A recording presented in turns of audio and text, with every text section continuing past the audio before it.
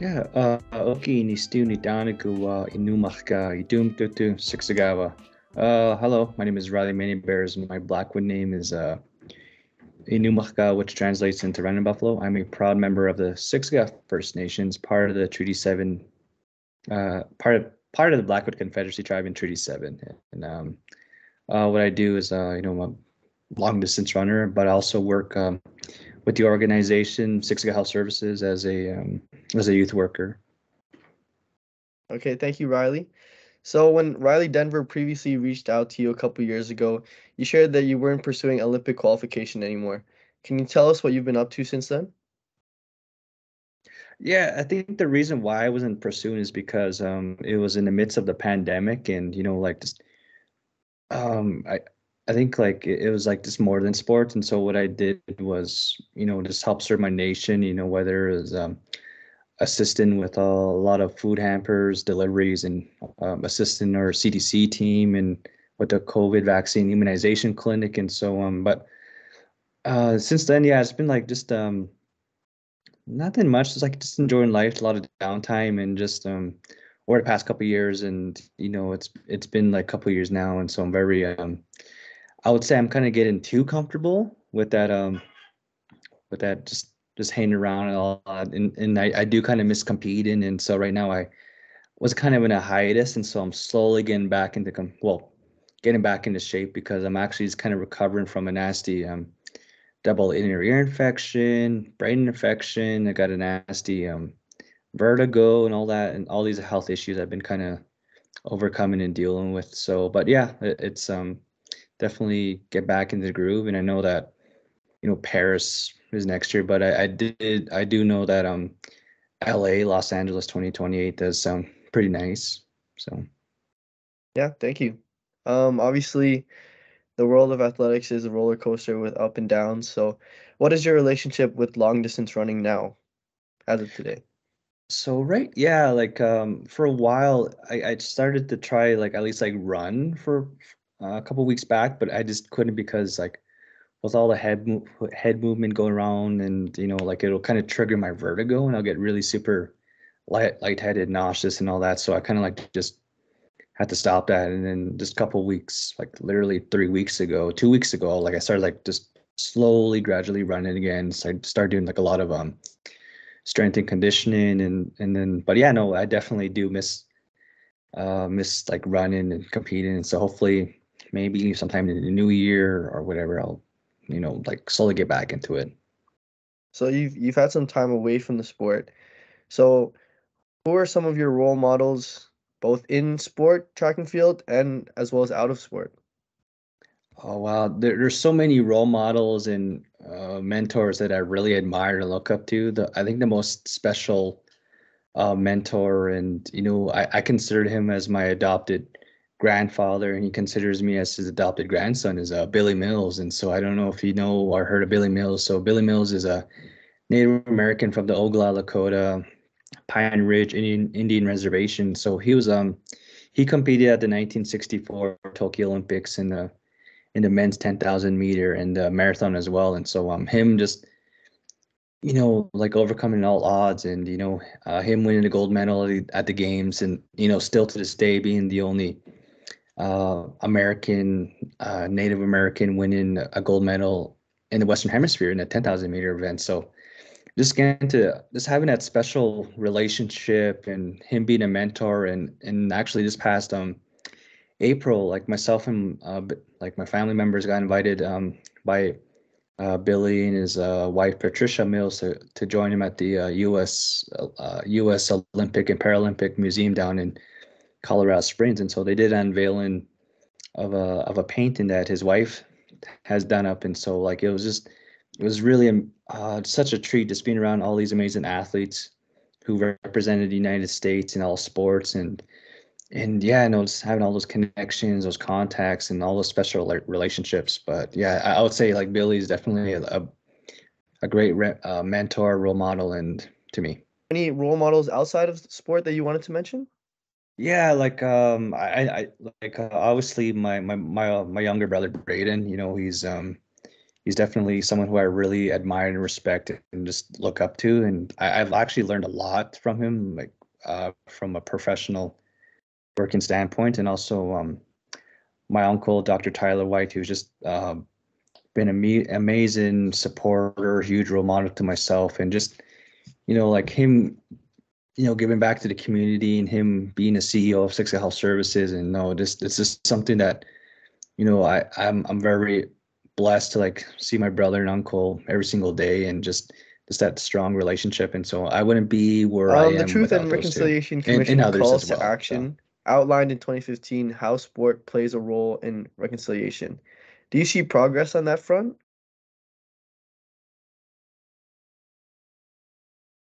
So coming from a personal standpoint, like I do see, I call it reconciliation because just the amazing partnerships that we've established with all these amazing, getting the opportunity to work with all these with Calgary Sport Entertainment, having relationships with the Calgary Flames, the Calgary Hitmen, the Roughnecks, the Calgary Surge, and so I think the most special um, memory or an amazing example of reconciliation is a couple years ago the Calgary Hitmen, which is a WHL uh, hockey team Organization and where they it gave never in like any creative sport control and and creative or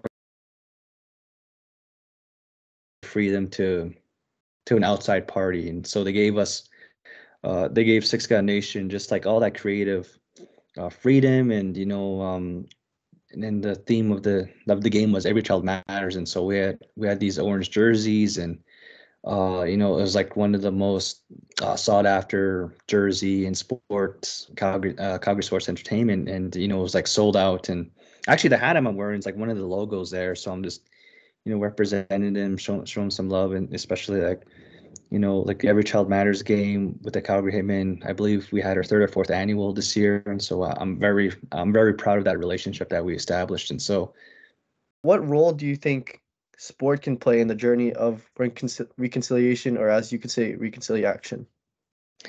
I think it does play a huge role because I know during residential school, like it was a very traumatic experience for many Indigenous grandfathers and grandmothers. And I know that some of them they said like sports saved them. If it wasn't for sports, like they wouldn't get by through those difficult times. And so another great advocate for sport is Dr. Wilton Littlechild from Musquecheese, and our chief Willie Littlechild. And so just him being a advocate for sport, and him being part of the TRC calls for action. So it's definitely a great starting point. I know like these calls for action just established in 2015. And so I do see some hope. It's always good to be thinking on a positive side. And so like I do think that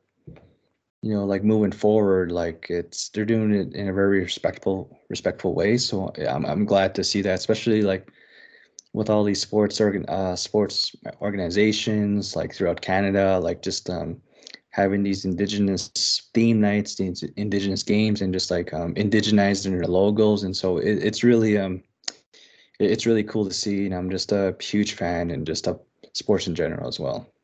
If you could make any changes within the sport world to make positive change, what would you do? I would say, not only like I would say educate them as well, but also like with all the problems that are going on with this world, especially with the LGBTQ movement and all these women's rights and all that. And so I think it's important to educate uh, a lot of individuals who don't really understand those topics. So I think just to have a better understanding, like bringing on someone What aboard, change like would kind of you like like to just see from a educating them, sport I would say. organization like Athletics Canada? Well, like I didn't like qualify or nor I competed. I was just enjoying, life, a lot of downtime and just working. But it's great that they're especially in National Indigenous Peoples Day, like they're like showcasing, acknowledging all these First Nation athletes. For example, like Tom Longboat, Joy Spirit Chief, Julian Weir, and all these amazing athletes who represented Canada, on the world's athletic stage. And so I would say, like just work with a lot of, try to work with a lot, like try to work and establish those relationships with First Nations people. And then I did have this idea where yes, there are national championship meets, but I would like to see like an all Indigenous national champions meet. I know like they did the Masters Indigenous Games, so I'd love to see kind of like a big track and field event, like Indigenous people, so like an Indigenous Nationals Championship. So that'd be really cool to see, and also like I think like an all Indigenous Team Canada team, like in athletics. I know that they have like these refugees of athletics who represent at the Olympic Games and all that kind of stuff. So I think that'd be very unique and cool to see. So. Hopefully, hopefully we'll see that in the future. And speaking about the future, do you have any competition goals for future Olympics, North American Indigenous Games, or the Boston Marathon? Yeah, so actually, I was supposed to compete at the third annual World Indigenous Games next month down in Brazil, but unfortunately, due to politics down in Brazil, like I think they kind of like held that off for now, and so that's was kind of like my back into the athletics world and whatnot, and so right now, like the main objective and goal here is just get healthy. Like I'm still feeling about 80, 85%, but slowly getting better. And so, like I'm very young, very like just love the sport, and I'm very proud of all our athletes, especially you know, the- the world championships and all that. And so it's very amazing just to see all these amazing athletes compete, and just like watching them on TV like really inspires me, especially watching last week in the Prefontaine Classic, and Marco Rupp, who just broke the Canadian record in 800-meter, who I met last year, is such a great, humble being, and like just I'm very honored to meet him as well.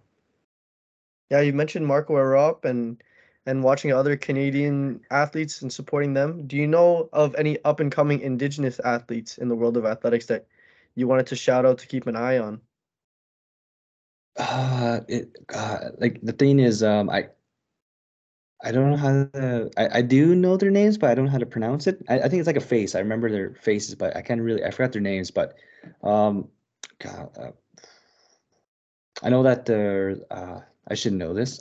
She won second, this past summer at the World Athletics. She's a Native American Comanche who won in the hammer throw, silver medals. Forgot her name. I had it in my but no, like it's like I'm very excited to see where she's going, and I know that Paris is on her radar as well, and I also like to give a huge recognition, acknowledge my younger cousin, Zaindor Grant, who's a fellow Six Gun Nation member who's doing really well in athletics, and I love and just seeing his progress. I know of course being an athlete you deal with injuries, and just seeing him bounce back from all those injuries, and just like getting PBs, becoming a provincial champion. And so I'm very excited to see his progress, and just a huge support as well. Do you have any advice for young Indigenous athletes starting out in competition? I would, I would say just don't be discouraged, like with your place. Like there's always another meet, and just enjoy the process. Just enjoy the training. Like it doesn't come overnight, and I'll tell you, like just I think for me it's about the journey, not the destination. Like just training for something and just having getting the results you want is probably like one of the greatest feelings in the world. Like just sending my best wishes of good luck. And I know that like there are some first world problems with First Nations deal on a daily basis. Like intergenerational trauma, drugs and alcohol, lifestyle, and all that, and the surroundings. And so I'll just say stay very motivated. Just think about others that you're inspiring as well, whether it's the younger generation, your family and friends, and that's just my word of advice. Just keep inspiring and represent your community as well.